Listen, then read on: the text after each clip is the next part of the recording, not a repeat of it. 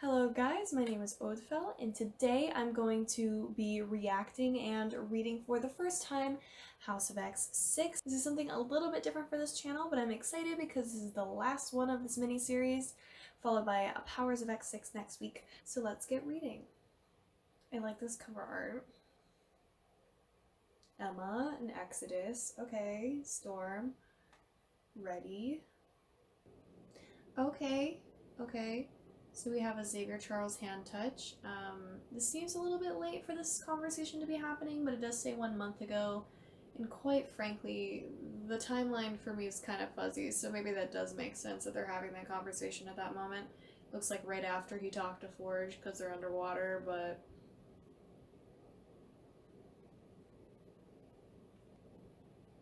Can I talk about, I really like his cerebral helmet with the X across the face. I think it looks really cool.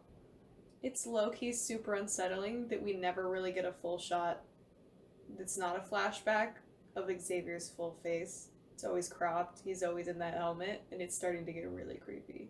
You get angles of the back of his head, you get his jaw, you get the side of his face, but we don't get a front-on shot. We don't see his eyes, we don't see his forehead. Sinister secrets have to start coming into play at some point. So... Oh, for you have not earned it. Oh. Xavier is getting some big dick energy. Okay.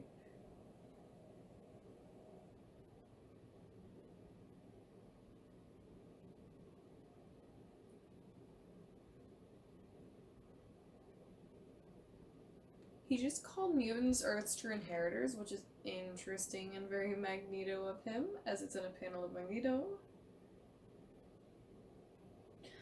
I really appreciate that in issue 6 he has a line, "Here's a new truth, while you slept the world changed," because if I remember correctly, that's the first blank page text of House of X1.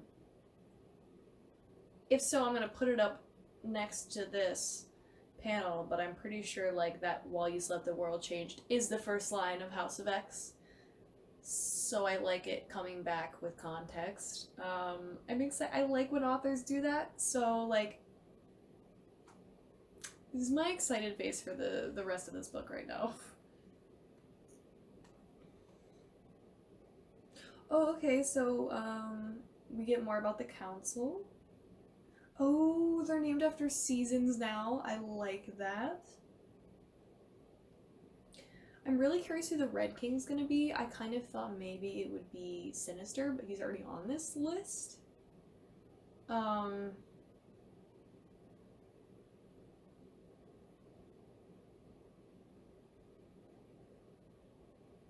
like that Jean Grey's on the council, obviously. I think that's interesting. Makes sense that she's in summer. Like, all these team-ups kind of make sense. Like, Shaw, Emma, sure, they have a history. Exodus, Mystique, Sinister, sure. 3 villains. Put them in there. Like, Magneto, Xavier, and Apocalypse, sure. But Jean, Storm, and Nightcrawler. Jean and Storm makes sense. Why is Nightcrawler in a position to be on a council? I mean... I know it's kind of weird. I guess they could pull the religious card with it, but it's just an odd choice to me. Ooh, Magic's a captain. I like seeing that. Cyclops, obviously. Okay.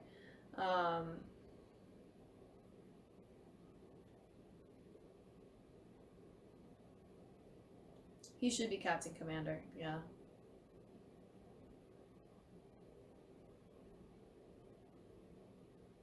Gorgon is an odd choice, being a throwaway Wolverine villain who's ambiguously in the hand, but I'm excited to see why they brought him back. Not even just brought him back, but put him in a listed high-up position, so that'll be interesting to see. Hopefully they flush that out in Powers of X, but it's an odd choice. Okay, and then we have a diagram of where everyone sits. Okay, and now we're up to date. Okay, like, I love Okay, first of all, the way Emma's sitting in that chair is some energy.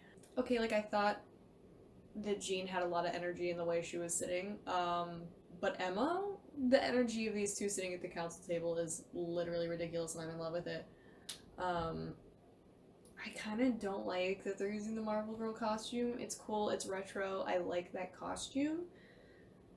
But it's kind of boring, and I'd like to see them do more. Like, it's fine for House and Powers, but I hope that moving forward into the miniseries, they add more costumes for her, just because I'd like to see her get a new costume, and not reuse that one. It's like we still don't get the Red King in this issue. Guess I'll have to wait till next week. Hopefully. What if it's Kitty Pryde? That would make no sense, but Kitty Pryde leads the team that Emma's on in the miniseries.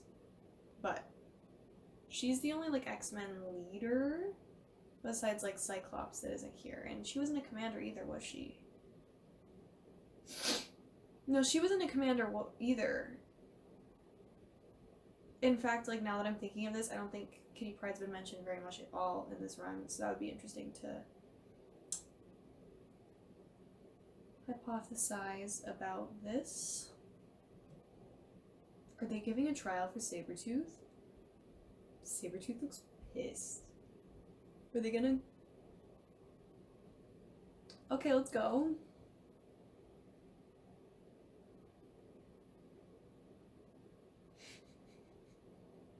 Nobody puts Sinister in the corner. Guys, I freaking love Sinister. He's a gem. Exodus, though.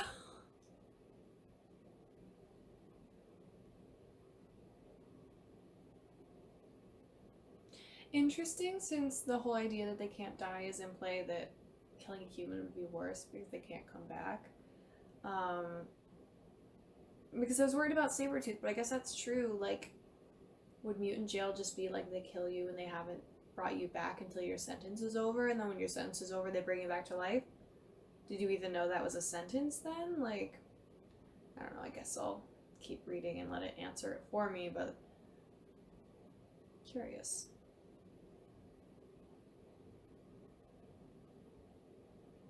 Emma being, like, quiet. She's so good. Jean being, like, quiet. What? My girls.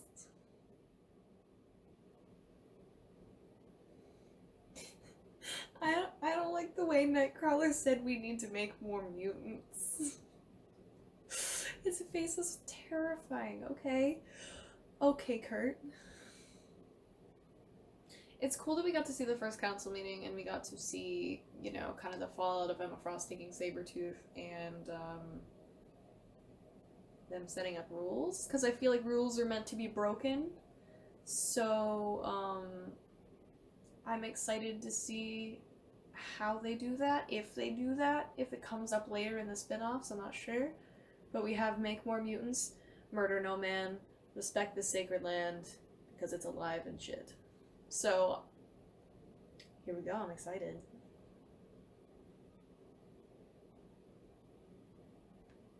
Forever? They're like literally writing off Sabretooth. There's no way they're writing off Sabretooth. He's just gonna be in a stasis pod forever?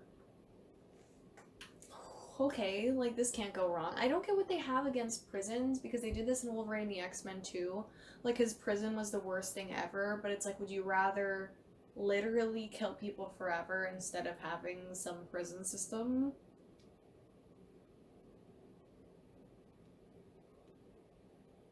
I feel like capitally, essentially killing people is worse.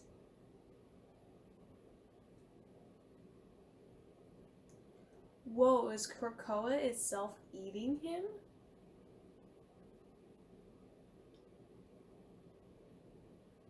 Well, I guess they retract the forever thing by saying maybe you can redeem yourself, but that's not anytime soon.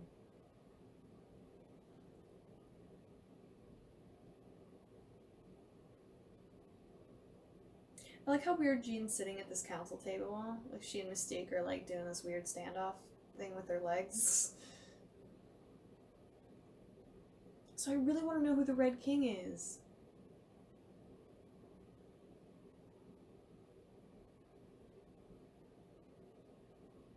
Oh, the way Jean's sitting once again. Cute as heck. They're all drinking and they're together and oh my gosh, like Cyclops, Wolverine, and Jean, like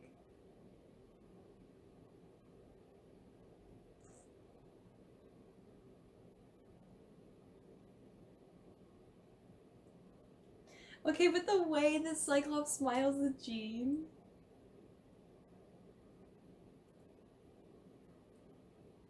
Okay, but the way Jean is looking at Emma. Okay, but then the way that Emma's looking at Scott.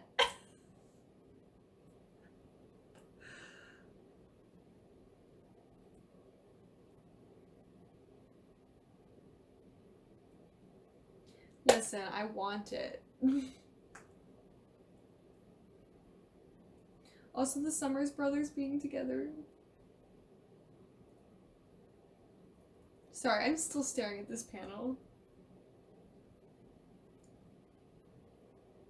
Okay, so we have a map, and I'm gonna try my best to remember this, but like...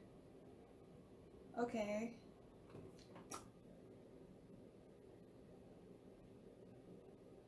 I'm uncomfortable.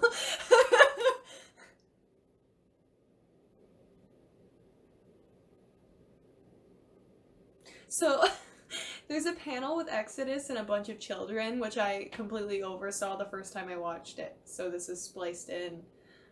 Because I know I got really excited about everyone getting drunk and being friends again. But it was pointed out to me, and it's worth mentioning, that Sinister is just being a freaking creep in the background, staring at small children, and it makes me really, really uncomfortable. Like, my uncomfortability is, like, fucking up to here, okay?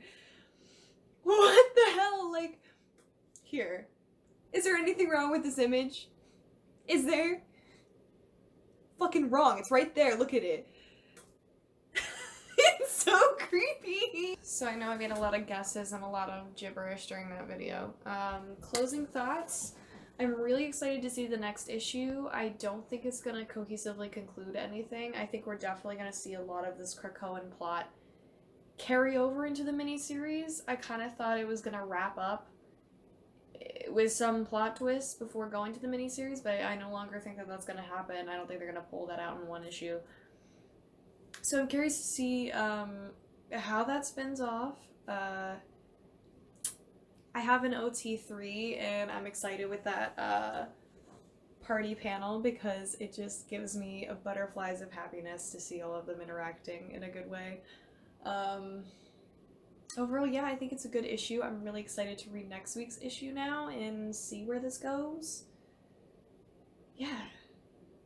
So thanks for tuning in. I don't know if this was really that entertaining. I've never done a reaction style video before, so this is a first for me, but it was something that was requested by you guys, and I thought no better time than the last issue of House of X. And next week I'll be doing the last issue of Powers of X, just to end cap that nicely. So thanks again so much for watching. It was awesome trying something new.